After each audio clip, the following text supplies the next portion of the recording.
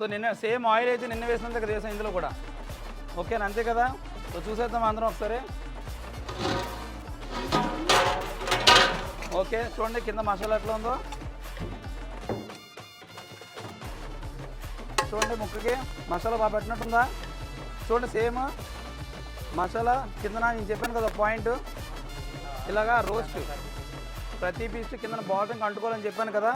చూడండి కనబడుతుంది ఎవరికైనా ఆ రోస్టినెస్.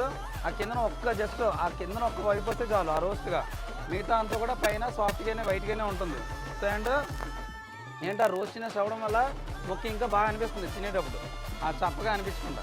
ఓకేనా, ముక్కకు కూడా చూడండి మసాలా ఇలా పట్టుకుంటుంది ఇలా చేయడం వల్ల. చూడండి